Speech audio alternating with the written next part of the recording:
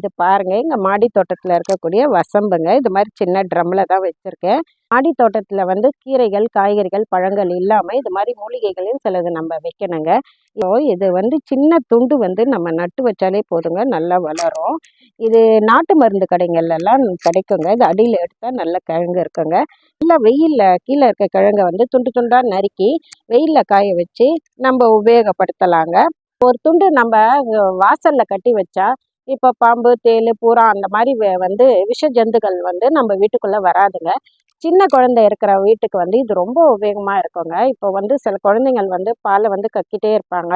வயிறு உப்புசத்தால அழுவாங்க. அவங்களுக்கெல்லாம் வந்து கையில சின்ன சின்ன துண்டா நறுக்கி நூல்ல கோத்து கட்டும்போது, இப்போ வாயில வந்து அவங்க எல்லாத்தையும் வைப்பாங்க. அவங்களுக்கு வந்து இது இது வந்து கட்டி வைக்கும்போது, இதை வந்து தினசரி வந்து அவங்க சுவைக்கும்போது, அவங்களுக்கு வந்து இந்த வாயு தொந்தரவோ, இல்ல வயிற்று உப்புசம், வயிற்று வலி எல்லாம் சரியாகுங்க.